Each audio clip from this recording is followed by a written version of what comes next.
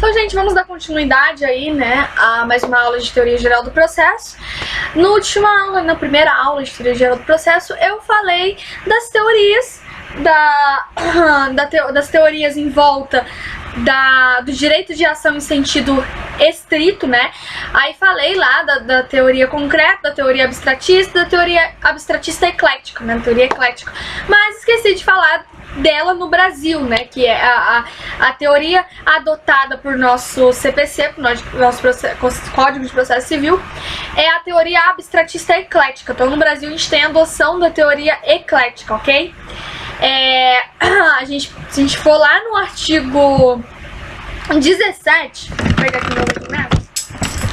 O artigo 17 está com a seguinte redação: para postular em juízo é necessário ter interesse e legitimidade. Então, ou seja, a gente viu que a teoria eclética ela coloca o direito de ação em sentido amplo, né, que é a garantia constitucional que todos têm esse direito, né?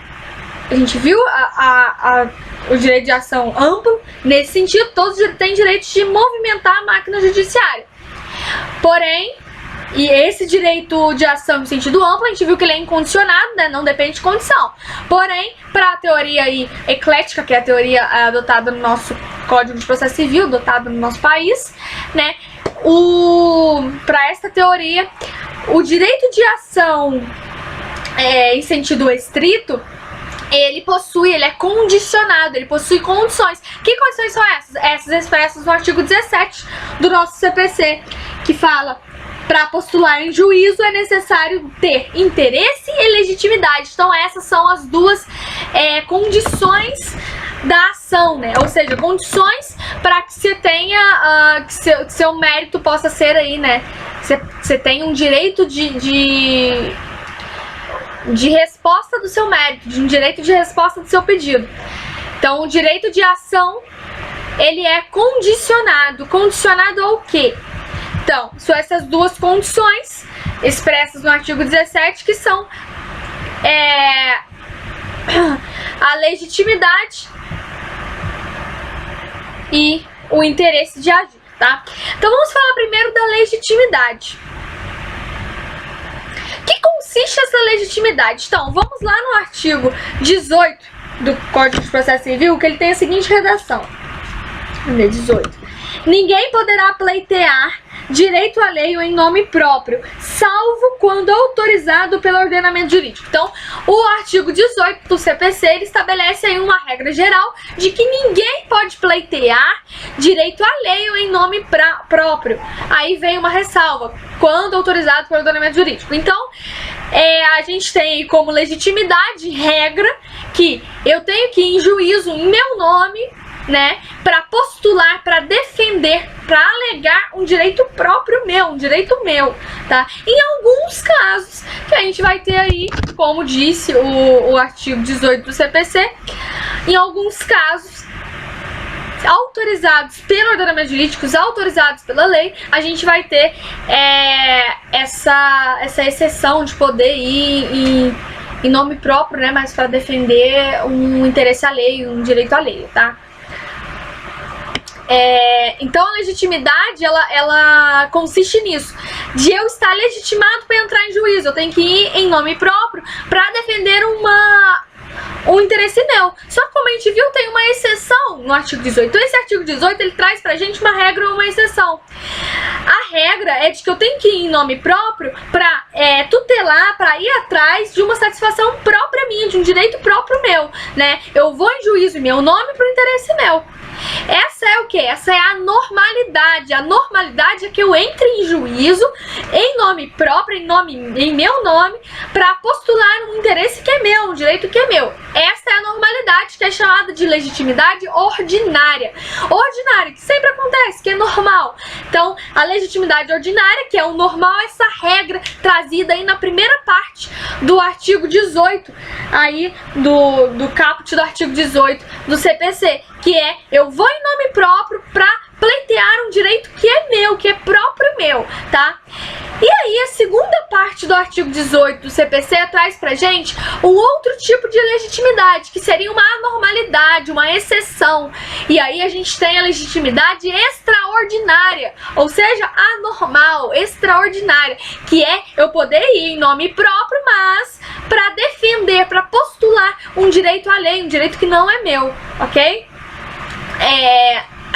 Então a legitimidade aí ela vai se dividir em legitimidade ordinária, que é a normalidade, né? Eu vou em meu nome para postular um direito que é meu, e a legitimidade extraordinária, que é a anormalidade, que é a exceção trazida aí pelo artigo 18, aí na segunda parte do artigo 18 do CPC, que é essa exceção de eu poder ir em meu nome, mas para postular, para defender um direito que não é meu, que não é só meu, tá? Antes da gente ver aí uns exemplos de legitimidade extraordinária, é preciso que fique claro aí pra gente que a legitimidade não se confunde, pelo amor de Deus, legitimidade não se confunde com representação. Falo isso porque eu no início eu mesmo confundi, assim, né? Estive pensando, mas e representação? São duas coisas diferentes, tá?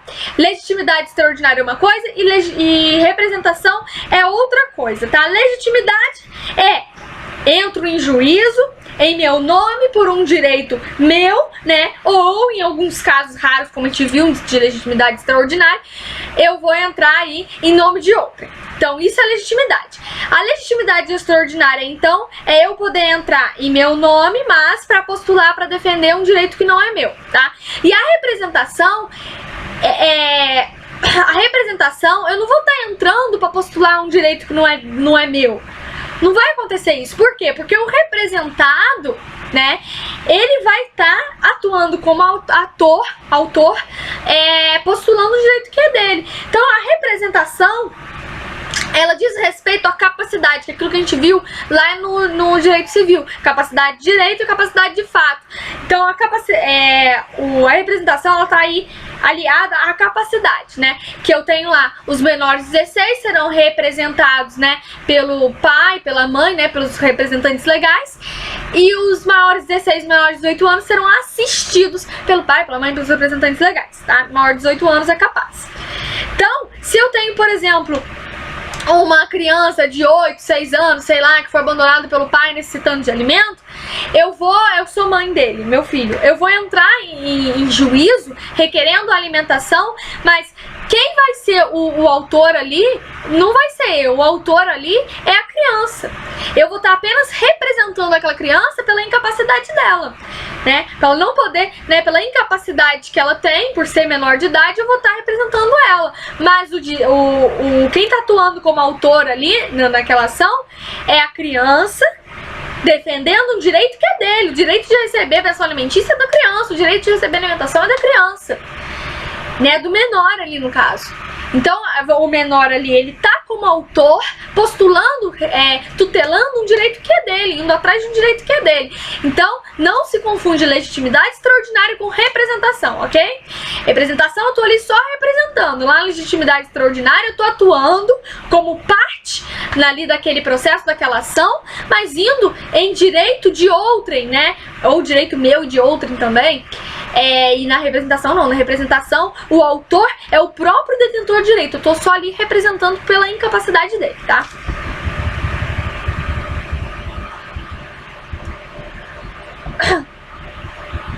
Uma questão de nomenclatura, só pra gente saber, questão de substituto e substituído. No caso da legitimidade extraordinária, vamos chamar de substituto ou substituto processual, né?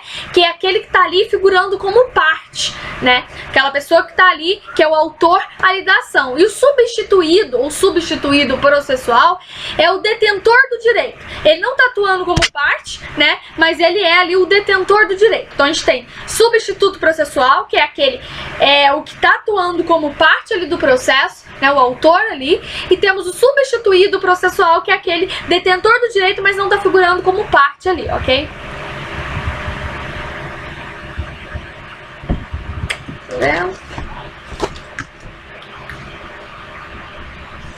gente vai ver aqui agora uns exemplos de legitimidade extraordinária, tá? O primeiro exemplo aqui, vou estar falando do regime dotal. Esse regime dotal, ele não é adotado no nosso Código Civil atual, de 2002, tá? Ele era adotado no Código de 1916, ok? Mas eu só vou falar dele, né, porque a doutrina que eu tô usando cita este exemplo, e eu achei interessante porque ele é um exemplo, apesar de não estar sendo adotado no nosso Código atual, ele facilita o nosso entendimento, nossa compreensão quanto à legitimidade extraordinária, ok? Então eu vou falar. O que acontecia? A gente tinha lá no artigo 280 alguma coisa, 289, acho, não importa, do Código Civil de 1916, essa questão do regime dotal, que eu tinha bens lá instituídos, e bens da mulher no regime, numa sociedade conjugal, tinha uma sociedade conjugal, né, o marido e a mulher, e aí eu tinha bens da mulher que eram instituídos aí pela própria mulher, ou eram herança dos ascendentes dela, ou de qualquer outro, mas enfim, eram os bens da mulher, e aí quem tinha legitimidade de ingressar com a ação, né, para tutelar, para proteger aqueles bens da esposa, não era ela, era o marido. Só o marido que tinha essa legitimidade. Ela não podia. O máximo que ela podia era entrar lá como assistente, entrar lá como assistente, que eu esqueci o termo aqui agora, mas enfim, ela não podia ingressar aí, né, com a ação. Só quem tinha essa legitimidade era o marido. Então o que acontecia? O marido ingressava com a ação, e os efeitos daquela ação, ou seja, os efeitos da sentença daquela ação, servia, né, atingia diretamente a mulher. Apesar dele estar figurando, do marido estar figurando como parte ali, dele era o legitimado, os efeitos daquela sentença atingiriam a mulher, a esposa dele, tá? Então isso aí é um exemplo, apesar de não ser mais utilizado, tá? Se cair aí nas provas, você sabe que não é mais utilizado pelo nosso Código Civil, até por ter uma questão, né, meio patriarcal, mas nosso Código Civil atual. Mas é um exemplo aí que fica clara aí essa questão da legitimidade extraordinária, né, pra compreensão dessa legitimidade extraordinária. A gente tem agora um outro exemplo, que é o condomínio, tá? Eu tenho um condomínio, por exemplo, tem lá um condomínio, e nesse condomínio eu tenho 3 condôminos, João, Maria e José. João, Maria e José são lá condôminos do mesmo condomínio. O que isso significa? Significa que cada um deles, tanto Maria, tanto João quanto José, cada um deles são titulares de uma fração ideal, né? Cada um deles possui um pedaço lá, uma fração daquele condomínio.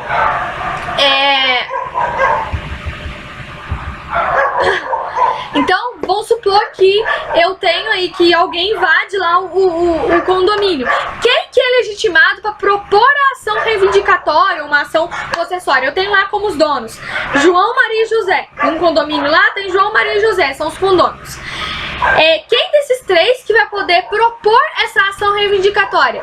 Então, aí a gente vai lá pro artigo 1314 do Código Civil, que vai dizer que cada um dos condôminos pode reivindicá-la de terceiro, ou seja, pode reivindicar os direitos, né, do condomínio de terceiro. Então, ou seja, tanto João, tanto Maria, tanto João quanto José, os 3 são os legitimados para entrar aí com uma ação reivindicatória, uma ação possessória, tá?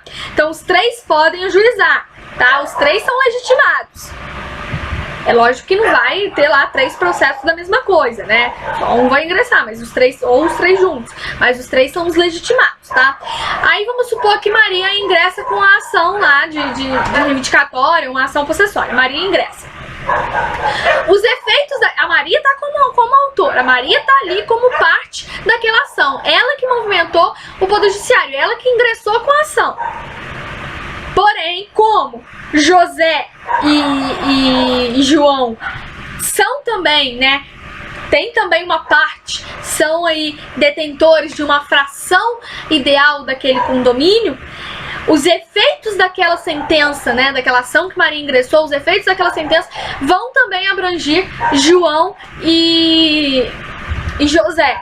Mesmo eles não tendo, né, quem ingressou ali como parte foi a Maria. Mas a Maria, ela teve ali exerceu ali uma legitimidade extraordinária. Ou seja, as sentenças, os efeitos daquela sentença da ação ajuizada por Maria vai abranger e também José e João, tá? Porém, se vamos supor que José e João quiseram aí ingressar em juízo, né, no processo lá.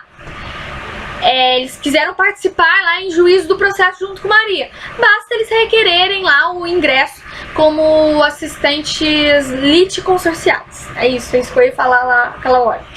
Que a esposa lá pode requerer como assistente litisconsorciais. É isso.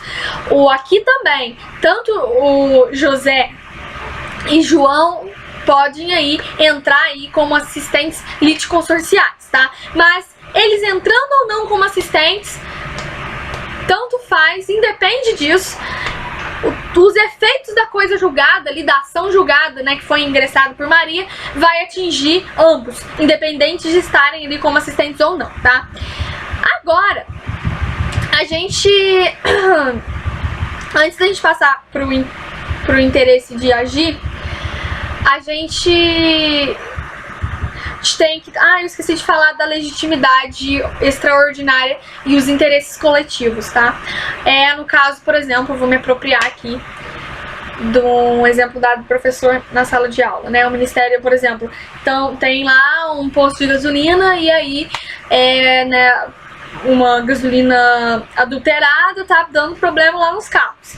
O que acontece? O Ministério Público entra lá em juízo, né, em prol aí dessa causa de interesse coletivo, ou seja, aqueles efeitos da sentença ali que foi ingressado pelo Ministério Público, aqueles efeitos vai abranger a todos que abasteceram lá e tiveram seu carro danificado, né? Desde que eles tenham comprovado tudo certinho e tal, mas vai abranger a eles também, tá? Eles não entraram, não foram partes ali, quem foi como parte é o Ministério Público, mas vai abranger a eles por se tratar de um interesse coletivo, né, um direito de força. Antes da gente passar, né, para outra condição da ação, vamos ver que essa legitimidade extraordinária, a gente pode colocar ela como legitimidade extraordinária exclusiva, a gente pode subdividi-la, né, em extraordinária exclusiva e extraordinária concorrente. Como assim? A exclusiva é aquela, por exemplo, como a gente viu no primeiro exemplo que eu dei, né, naquela questão lá do antigo código, que o homem, o marido, ingressava lá com a ação pra mulher, só o marido podia ingressar, a mulher não podia, né? O máximo que ela podia entrar lá como assistente, ela não podia ingressar, só quem tinha essa legitimidade de ingressar era quem? O marido. Por isso é chamado de exclusiva, porque só ele podia. Então o marido ali, né, a gente já viu que não é mais utilizado, né? Isso aí era do antigo código, mas naquele caso ali a gente dá pra ver claramente que o marido ele detinha uma legitimidade extraordinária exclusiva, ou seja, só ele que podia ingressar em nome próprio para proteger o direito de quem? Direito alheio ali da mulher, da esposa, tá? E já a legitimidade concorrente é aquela que a gente viu presente no segundo exemplo que eu dei do condomínio, onde a gente tinha João, Maria e José, os três eram condôminos, e quem que são os legitimados para entrar com a ação lá, no caso, né, de ação possessória? Podia entrar com a ação tanto Maria, tanto João quanto José. Os três eram legitimados, todos os condôminos eram legitimados. E isso a gente tem o quê? Uma legitimidade extraordinária concorrente, né? Porque todos eles podem ingressar juntos, eles podem juntar os três e ingressar juntos, né? Todos os três ali têm legitimidade, diferente no caso que a gente viu no primeiro exemplo. No primeiro exemplo, só quem tinha legitimidade era o esposo, o marido, a mulher não. A mulher não podia ingressar, quem tinha que ingressar era o homem, era o marido, tá? Agora, na concorrente não, na concorrente os três ali, no caso do condomínio, os três tinham esta legitimidade, tá? Agora a gente passa para outra causa para outra condição da ação. A gente já viu, a gente acabou de ver a condição de legitimidade, que se divide aí em legitimidade ordinária e legitimidade extraordinária. Ordinária é a normal, né, a regra que está aí na primeira parte do artigo 18 do CPC, né, que eu entro em nome próprio para proteger, para tutelar um direito que é meu, que é próprio meu.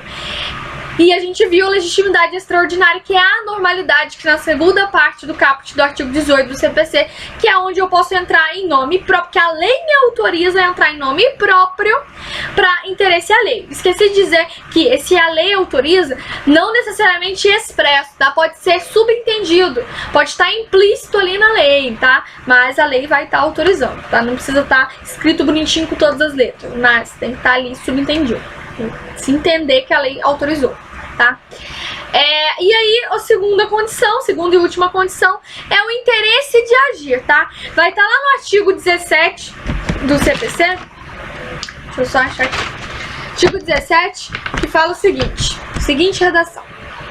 Para postular em juízo é necessário ter interesse e legitimidade. Eu até citei esse artigo aqui na última aula, no último vídeo. Que pra você, né, entrar e ter a ação, poder receber, ter esse direito de receber aí a análise de mérito, né, receber uma resposta do Poder Judiciário, você tem que ter o interesse e a legitimidade, tá? E esse interesse, ele consiste em dois elementos. Esse interesse de agir, ele vai ser subdividido em necessidade e adequação, tá? Necessidade no sentido de que não tem outra via para resolver a minha problemática, tá? Eu tenho que postular a ação, é necessário, é uma necessidade minha. Para resolver o meu conflito ali, né, para satisfazer a minha pretensão, eu tenho que ajuizar a ação. É uma necessidade, tá bom? Não tem outro meio. Já a adequação é que eu preciso que o meu pedido, que a minha pretensão seja adequada àquela ação, né? Tem que se adequar à ação.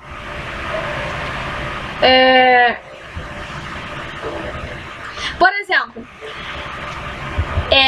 eu entro lá com uma ação, consto na petição lá e entro com uma ação de divórcio. Entro com uma ação de divórcio e na petição eu coloco lá como causas do meu pedido é o divórcio, eu coloco lá como causas do meu pedido o fato de o noivo e a noiva, né, o marido e a esposa serem menor de 16 anos e não terem tido consentimento dos pais para postular o casamento. Ou seja, a minha causa de pedir, né, meus fundamentos não se adequam à ação que eu tô propondo. Porque esses fundamentos de quero o divórcio porque eles são menor de idade, não teve consentimento dos pais, menor de 16 anos não teve consentimento dos pais, isso são requisitos não de divórcio, são requisitos de anulação do casamento. Então, ou seja, naquele caso ali, o meu pedido não está adequado à ação, né? Na minha pretensão não está enquadrando na minha ação ali, meu pedido, na minha causa de pedir. Tá tendo uma incompatibilidade, não tá tendo uma adequação da minha pretensão com a ação, né?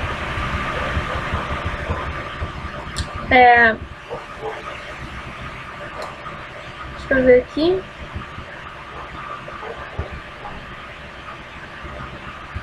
Então, o interesse de agir é basicamente isso. Eu tenho aí, tem que ter aí a necessidade e a adequação, né? A necessidade é que eu tenho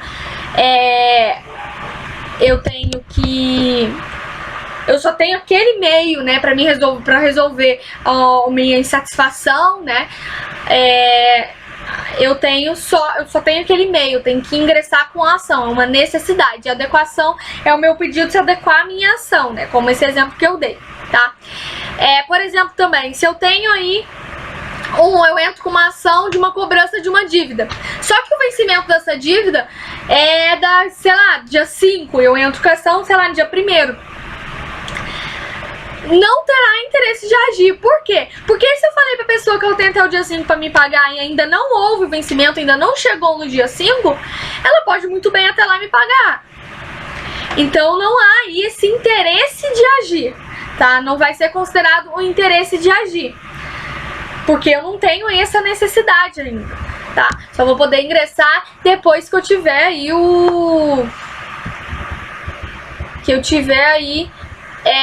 o vencimento dessa conta, e a conta ainda não foi paga mesmo depois do vencimento, tá bom?